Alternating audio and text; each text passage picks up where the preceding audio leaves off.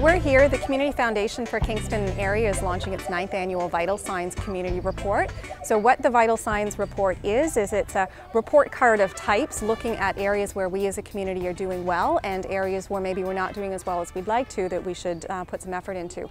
So the focus of this year's report is, are we aging well? A relevant topic to our community with the aging population.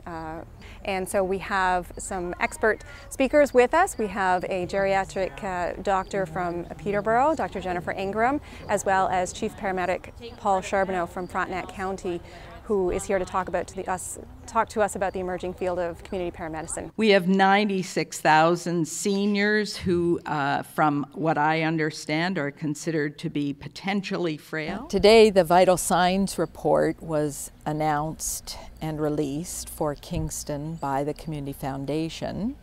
And as part of my contribution to today, I was speaking about healthcare and some of the challenges of healthcare for seniors. In particular, I was talking about healthcare for seniors who have multiple conditions, people that we sometimes call frail, and people who have cognitive decline. We identified several pressing issues, as did the Vital Signs Report.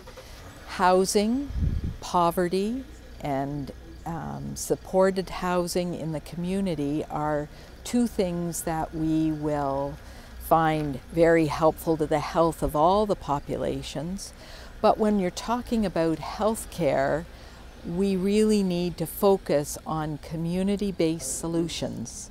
And by that I mean non-hospital, non-long-term care-based options for people to be managed without having to use hospitals as much or long-term care facilities as much. I've always believed in my 40-plus years that we are 911 responders. We have a foot in that field, but we are also part of the healthcare system. So we have a foot in the 911 response, but we also have a foot in healthcare. So we're starting to look at how can we reduce our 911 calls. Seniors are a major part of our system. And even to the point where we're seeing an increase in patients over the age of 100. So, you know, they need our support, and something that has been proven around the world is when you start to look at community paramedicine, where we are helping to fill the gaps. Again, as I mentioned, we're not here to be competing with anybody.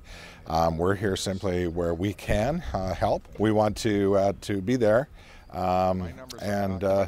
Our council's been very supportive. I've spent a lot of time educating them about community paramedicine around the world. They've been supportive of me going and learning about community paramedicine, as well as my deputy chiefs.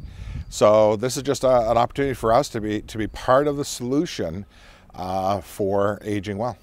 Census results reported that those of us 65 plus outnumbered those of our community who are children. In discussing the importance of this public collaboration and communication, I think one of the audience members stood up. The very first question is, how do we get this information out? And I think in general terms, each and every one of us has to take these issues to heart and personally commit to healthy lifestyles, to pre-planning, whether it's your powers of attorney or how you want to age.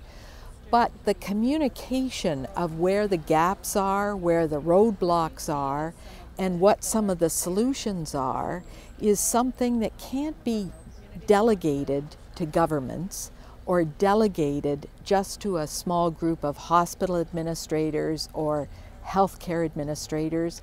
It's got to be something that resonates with the public and that meets the public's needs. If we don't do that, we're going to have a system that, as it is now for seniors, often it doesn't quite meet their needs, and there are increasingly roadblocks and speed bumps along the way.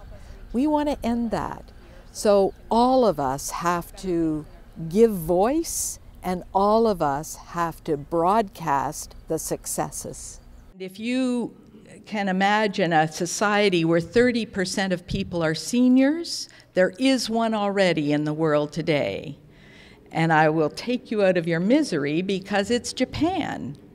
We're interested in engaging the community in conversations that matter to us as a community, and certainly are we aging well is a topic that is important to us at the individual level, because we want to make sure that we age well and are vibrant and healthy and well in our older years, and certainly important to us as a community for planning purposes, what the impacts of the aging demographic on us as a city, as a community, and as a county.